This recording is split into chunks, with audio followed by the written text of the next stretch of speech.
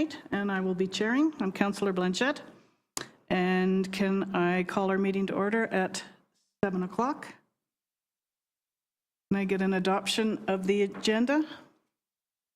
Okay, Councillor Pearson, Councillor Mulek, anything to add from anybody? Okay. All in favor? Okay. Moving to adoption of our previous minutes from the February 25th regular council meeting. Any issues with it? Okay. Mover and a shaker? Councillor Mulek, Councillor McLean, all in favor? Okay. The adoption of the minutes from the January 14th regular meeting of council be adopted as amended. Councillor Mulek, Councillor Pearson, all in favor?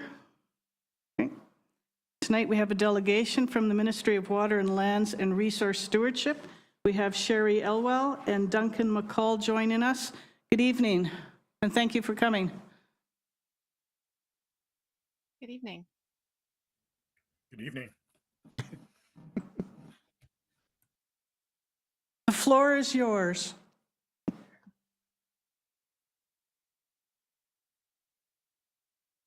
Okay, I'm going to see if I can share my screen here. Bear with me.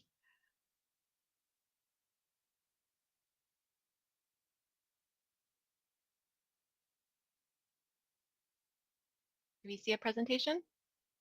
Not yet.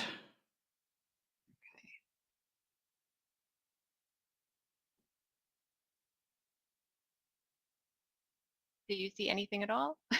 We see you. You see me? That's not what we want. Oh, there we go. There we go. Oh, Okay. no. Perfect. Yes, there we go.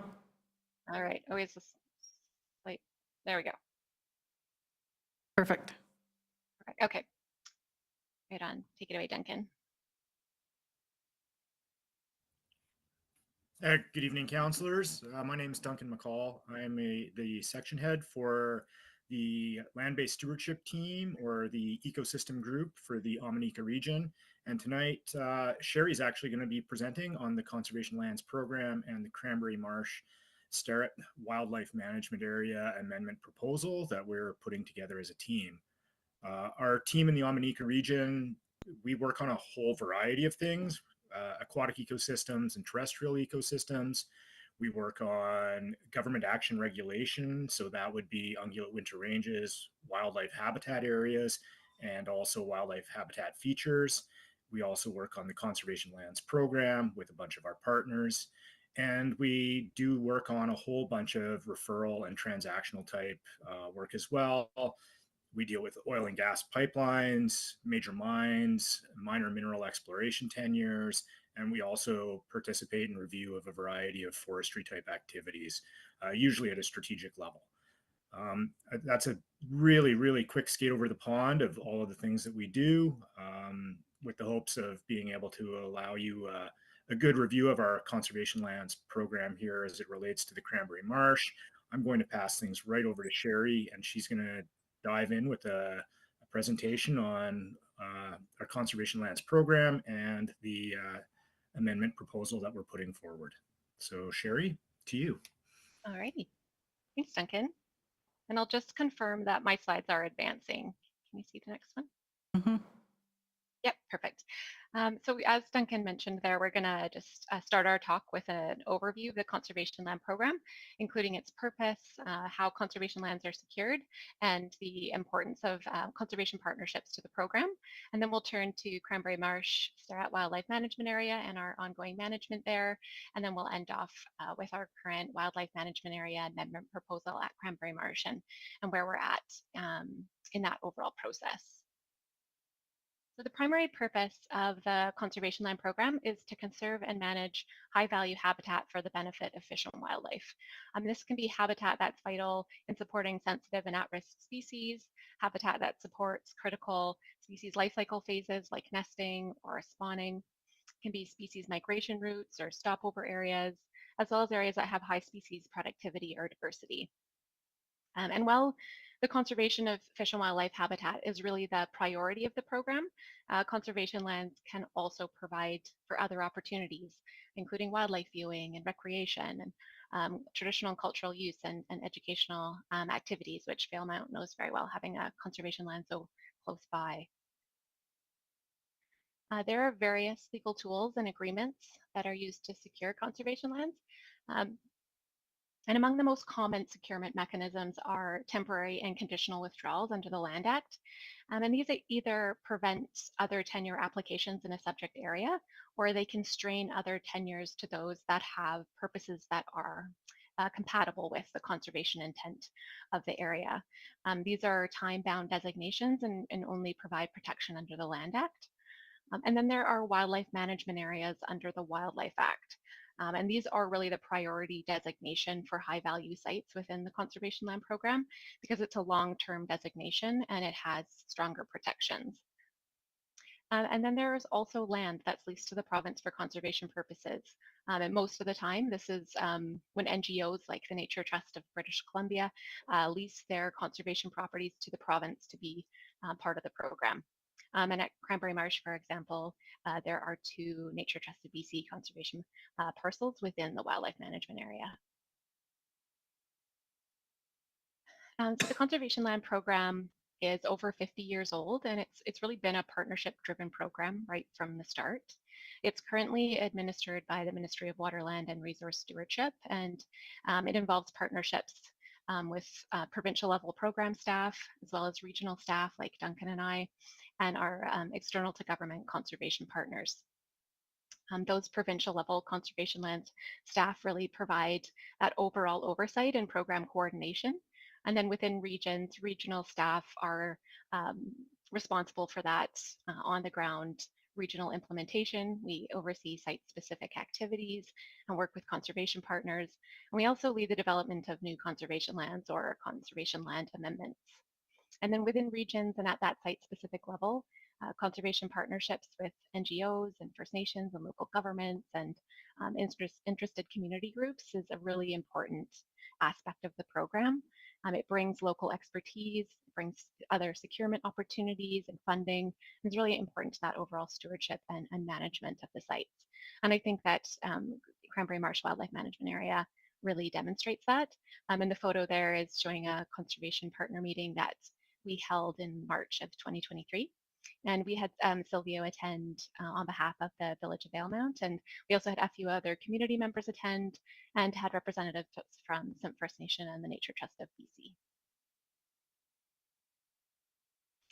So Cranberry Marsh has a long history of conservation with protections sort of in place in one way or another since the early 1970s. But our Omineeqa land-based stewardship team has had management responsibility since 2011. And it was in 2013 that the area was officially designated as a wildlife management area under the Wildlife Act. And the wetland is recognized as an important stopover for migratory birds. It provides habitat for numerous other species, and it also has wildlife viewing and recreation values. And that designation as a wildlife management area does provide access to annual funding, not a lot, but some, through the Habitat Conservation Trust Foundation to support ongoing conservation and management at the site. And there's active conservation partner participation there, which is really great. So at its establishment, the vision statement for the Cranberry Marsh Wildlife Management Area is that it would be managed to maintain its ecological integrity and maintain or enhance its natural values while providing compatible public recreational uses. So that really informs our overall management of the area. And wildlife management areas are guided by site-specific management plans. And these plans identify the values of the site. They also identify management goals and the strategies needed to meet those goals. Cranberry Marsh does have a draft management plan, and it was initially developed in 2015, and it incorporates priorities and perspectives from all the conservation partners that were part of the sort of program at that time, as well as input from the community, which was gained through public information meetings that were held in Valemount. We are now looking to revise and finalize this management plan, ensuring the incorporation of perspectives from Sim First Nation, which is our most recent conservation partner at the site. And also, site management certainly benefits from having meetings with conservation partners. And while we have no sort of formal meeting schedule, we do hold virtual and in-person meetings when there's interest or a need. And just of note, any use of land or resources in a wildlife management area that isn't incorporated into a finalized management plan does require the permission of the regional manager under the Wildlife Act. So because Cranberry Marsh currently has a draft management plan, Duncan and I do work with conservation partners and the regional manager as needed to gain permission for activities that are compatible with the site's conservation intent. And then once we have that plan, hopefully revised and finalized later this year, all the management activities that are identified and included in that plan will be considered permitted moving forward. Here, just a slide shows some of the management actions that have taken place at the site over the last decade or so. And there has been trail resurfacing, there's been some crossing structure and signage replacements, there's been danger tree assessments and assessments of the viewing towers, invasive species plant management, as well as some educational outreach. And there was also the village installed the elevated boardwalk there at the northern edge of the marsh. And actually the village does hold a license of occupation under the Land Act for the boardwalk route. And so that gave the village the authority to build the boardwalk there within the wildlife management area and responsibility for its maintenance. And actually Duncan and I are currently working with Carl McNaughton with the Nature Trust of BC to purchase building materials to construct an elevated walkway area on the eastern side of the marsh where there's that problematic flooding. So we're hoping to have a boardwalk of some kind installed later this spring. In our discussions with conservation partners over the last few years, a plan to expand the wildlife management area sort of took shape. And I will show a map of that proposal in just a moment here, but the proposed amendment would increase the size of the wildlife management area on provincial land by about 42 hectares. And the intention there would, is twofold. The first would be that it would clarify the management responsibility for the canoe launch area, which is often really considered to be part of the WMA, but officially is not. And this would provide a clear pathway to moving forward on future activities in that area, such as the development of a larger information kiosk, which both Sim First Nation and the Uncovery Tour project have voiced interest in pursuing. And the second intention there is to adjust the boundary of the wildlife management area south to better reflect the ecological extent of the wetland there and provide increased protections. The expansion may also include another 53 hectares through the inclusion of additional Nature Trust of British Columbia parcels that occur across the highway from the main component of the WMA, or the wildlife management area. And this here just sort of shows an overview or a map of the wildlife management area. The current extent is outlined there in red, and the purple hatched areas to the north and south are the proposed expansions on Crown land. And so it would include all the area south of McCurdy Road, there by the canoe launch, and then would extend further south to about approximately top of bank, so sort of incorporating the remainder of the wetland habitat there. Across the highway there where there are the hatched yellow parcels, those are parcels that the Nature Trust of British Columbia purchased in the last couple of years. And really that area was historically part of the broader wetland complex in the valley bottom there, and there is some interest in doing some wetland restoration work. So an amendment to the wildlife management area under the Wildlife Act will require passage of an order in council by the provincial cabinet. So this diagram here just really summarizes some of the major steps in that amendment proposal process. We're really, pretty early on in the process there, kind of where those red arrows are pointing. We have gained support from our management as well as the provincial level conservation land program to pursue the amendment. And so we're reaching out to our conservation partners now to discuss the proposal and solicit initial feedback and support. And so once we are finished those initial conversations, we'll move into the next steps. And really the first next step will be to conduct formal consultation. And we'd be looking to move into that phase later this spring. And this would involve an information package and a formal request for comment from our conservation partners and government agencies, First Nations, and other stakeholders. We are also looking to collaboratively revise the site's management plan to be inclusive of all conservation partners at the site, as I mentioned before. And then we'll also be working to prepare that final wildlife management area amendment package to deliver to Cabinet, incorporating all the information that we gained through consultation. And really, we are targeting to have that amendment package complete by the fall of 2025, but the timeline there is still being determined. So we are very happy to take any of your questions, and I do realize that this is really quite a quick skate over the pond, so I've included our contact emails there too, so please do reach out to us at any point with any questions that you might have about the program and Cranberry Marsh in particular. Okay, perfect. Thank you. First, I'll take a motion to receive the delegation. Councillor Pearson, Councillor Mullick, all in favor? Okay, does anyone have any questions for our delegation tonight? Just maybe a comment. It's really nice to hear and see that this is coming to fruition.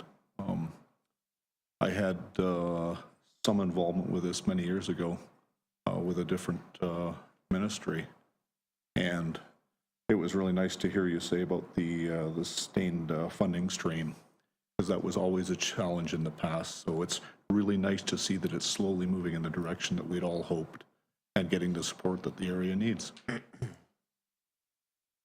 it. Anyone else? Okay. Thank you very much for your presentation, and thank you for taking the time to let us know what's happening. And we look forward to the springtime meeting with all of the stakeholders. Thank you. Yeah. Great, thank you very much. Have a good night. Thank you very much. Thank Take you. care.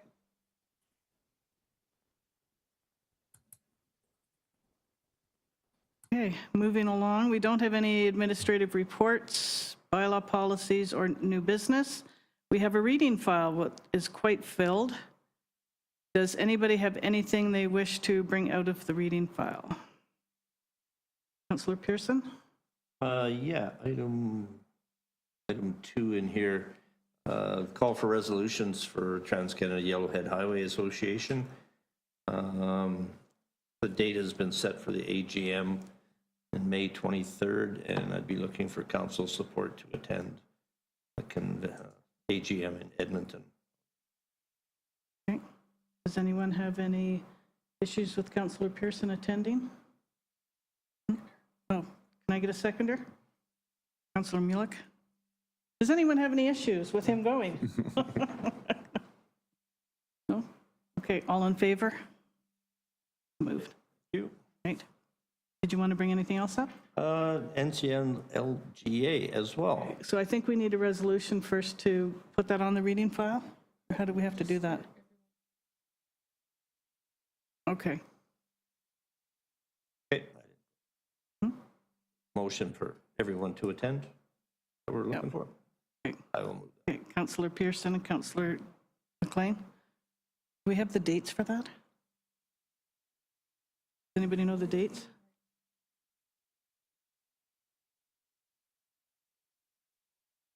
It just says annual convention. Second. May 12th to 15th. that. May 12th. May 12th to 15th.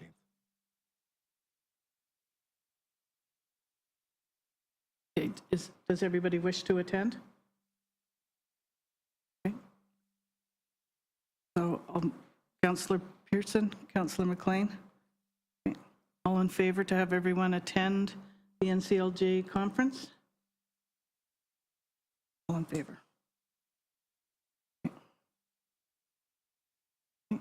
Did anybody have anything else they wish to pull out of the reading file?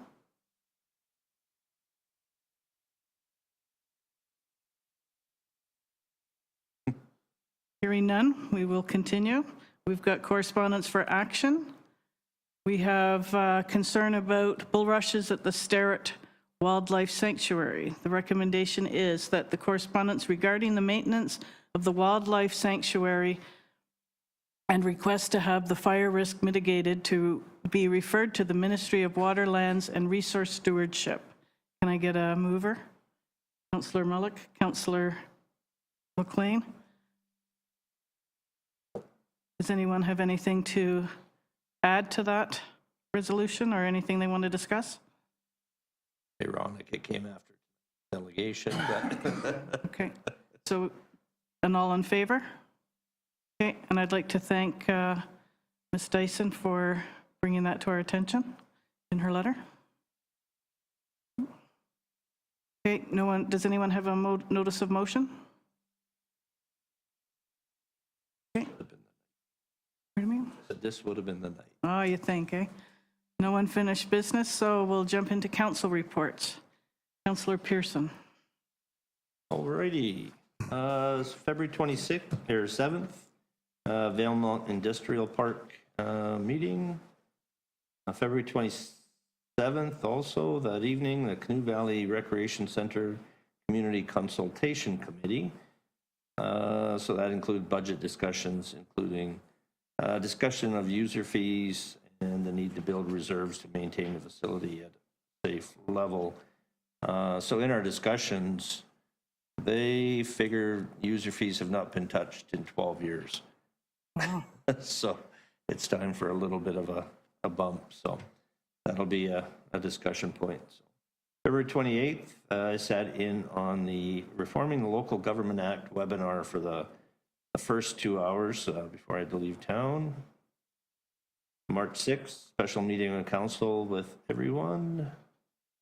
March 7th, the SIMP First Nation and Village of Valemount Working Group, along with Councillor Mullock and CAO Yansu from the village side. March 11th, earlier today, Industrial Heartland to BC Economic Corridor Forum Steering Committee meeting. I sit on that representing the president of the Trans-Canada Yellowhead Highway Association, but there will be impact for all the communities on the corridor and what it looks like for the future with increased trade. And then after that, I had the Valemount Community Wellness Table meeting. By 2 weeks.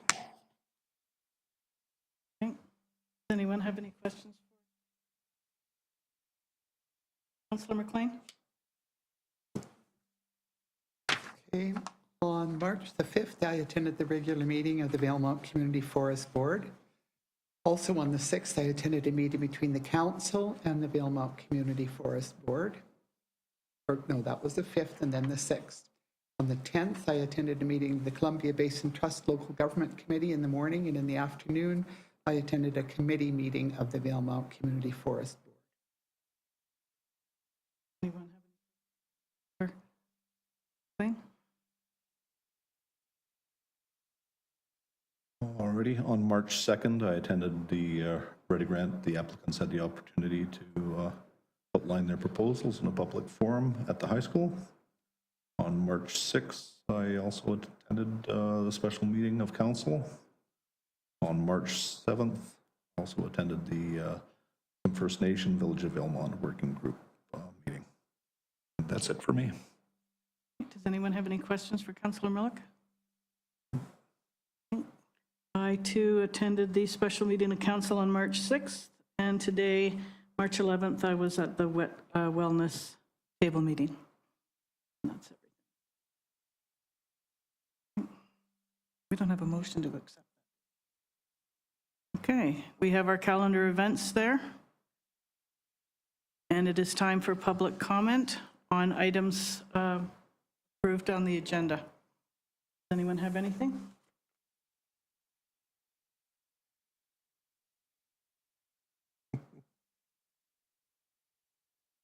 Nothing? Hearing none, I will have a notice to proceed to a closed meeting. The recommendation is that council proceed to a closed meeting for consideration of 2 items per section 91G and K of the Community Charter to discuss matters related to G, litigation or potential litigation affecting the municipality, and K, negotiations and related discussions respecting the proposed provision of a municipal service that are at preliminary stages and that, in the view of council, could reasonably be expected to harm the interests of the municipality if they were held in public. Thank you all. Councillor Pearson?